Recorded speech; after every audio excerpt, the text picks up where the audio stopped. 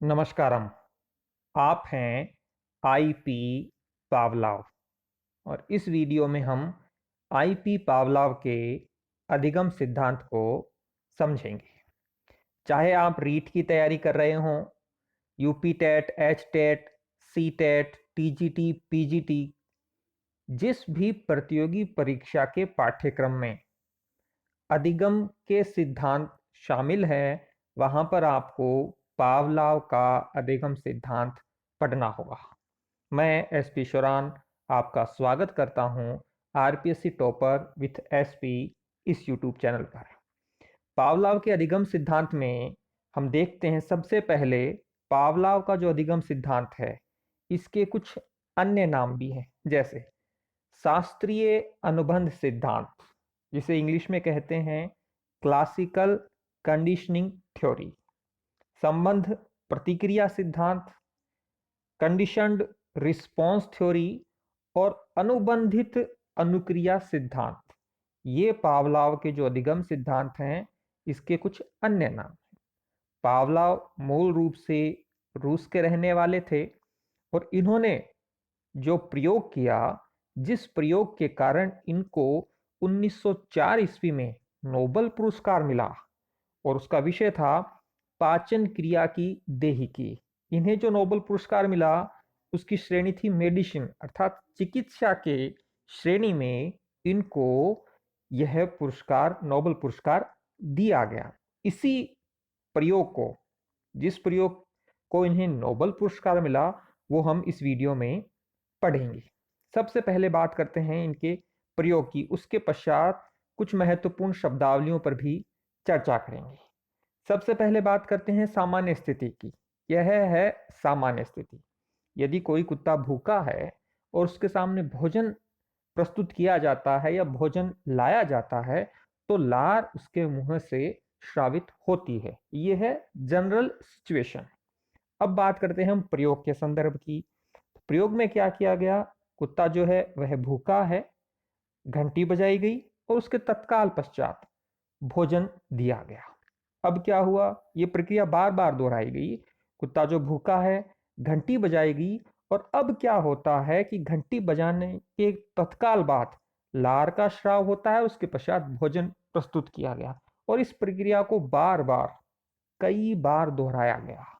और इस प्रयोग में जो महत्वपूर्ण बात पावलाव को समझ में आई, वो यह थी कि कुत्ता जो है, उसने घंटी की आवाज और लार के मध्य एक साहचर्य स्थापित कर लिया है। अर्थात उनके बीच में एक एसोसिएशन हो गया है। किसके बीच में? घंटी की आवाज के बीच में और लार के बीच में। और इसे ही पावलाव ने अनुबंध कंडीशनिंग की संज्ञा दी। गौर करें, पावलाव का जो अनुबंध सिद्धांत है, वो केवल इतना सा ही है कि भूखा है कुत्ता, घंटी बजाएगी, उसके तत्काल बाद भोजन प्रस्तुत किया गया। घंटी बजाते ही कुत्ते के मुंह में लार का स्राव होता है और उसके पश्चात भोजन उसके सामने आ जाता है।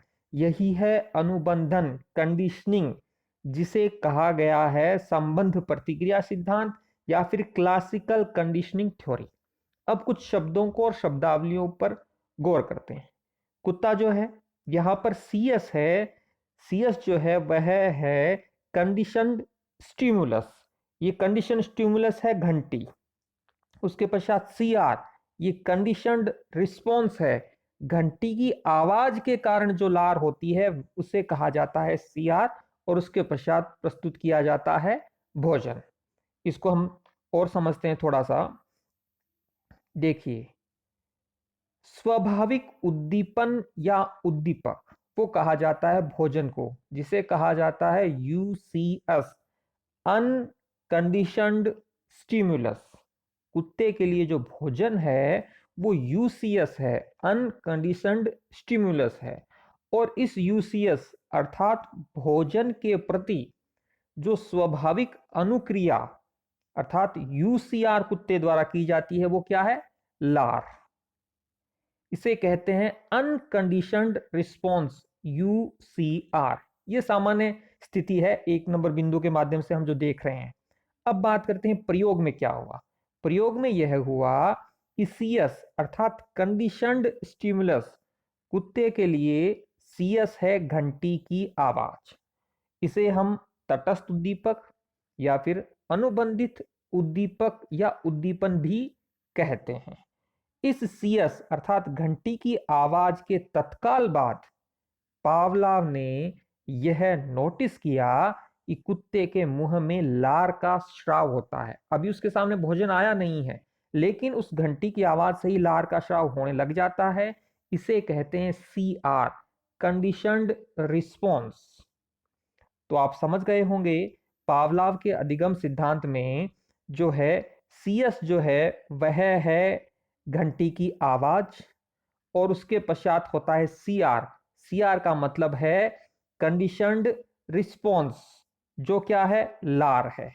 और उसके पश्चात कुत्ते के सामने भोजन लाया जाता है। यूसीएस सामान्य परिस्थितियों में भोजन है, और यूसीआर भोजन को देखकर जो लार आती है। ये दोनों हैं सामान्य परिस्थितियां, प्रयोग केवल इन दो के मध्य हुआ है। सीआर का मतलब हो गया कंडीशन रिस्पॉन्स, घंटी की आवाज के कारण जो लार का श्राव कुत्ते के मुंह में होता है उसे कहते हैं CR। अब बात करते हैं कुछ शब्दावलियों की। उद्दीपन सामान्यीकरण, कुत्ते के द्वारा भोजन के प्रति अनुक्रिया। इससे मिलते जुलते उद्दीपकों के प्रति भी वह अनुक्रिया करता है, जैसी वह भोजन के प्रति करता है। जैसे भोजन से मिलते जुलते उद्दीपकों के प्रति भी, जैसे कुत्ता है, कुत्ते के सामने घंटी बजाएगी, घंटी बजाते उसके मुंह में लार आई और फिर तत्काल भोजन दे दिया गया। तो घंटी की आवाज और उस लार के मध्य एक अनुबंध हो जाता है, जिसे उद्दीपक सामान्यीकरण कहते हैं। विलोपन, इस पावलाव के सिद्धांत में विलोपन दो कारणों से हो सकता है। पहला है घंटी की आवाज यदि आप बजाएं और उस कुत्ते के सामने आप भोजन नहीं लाते हैं, तो इस अनुबंध का जो उस घंटी और लार के मध्य हुआ है वो समाप्त हो जाता है। दूसरा भी इसका कारण हो सकता है विलोप का। वो विलोप का दूसरा कारण है यदि आप घंटी की आवाज और भोजन के मध्य समय अंतराल जो है, उन दोनों के बीच का जो समय है वो यदि 5 सेकंड से अधिक का हो जाता है, तो कुत्ता लार का श्राव नहीं करेगा घंटी को सुनकर, चाहे आप उसके बाद उसके लिए भोजन उपलब्ध करवाएं। यदि आधे सेकंड से अधिक समय दोनों के बीच में, घंटी के बीच में और भोजन के बीच में हो जाता है। एक और शब्दावली है स्वतः पुनर्लाभ। कई दिनों बाद, वही कुत्ता है, कई दिनों बाद घंटी बजी तो वह आंशिक रूप से लार का श्राव करेगा, तो इसे कहते हैं स्वतः पुनर्लाभ। यह था पावलाव का अधिगम सिद्धांत। आशा है आपको समझ में आया होगा। इसका पीडीएफ भी आप कमेंट बॉक्स में जाकर डाउनलोड कर सकते हैं, डिस्क्रिप्शन में भी इसका पीडीएफ दे दिया जाएगा। आपको वीडियो कैसा लगा जरूर बताएं, और हो सके तो इस वीडियो को अपने दोस्तों के साथ शेयर करें। धन्यवाद।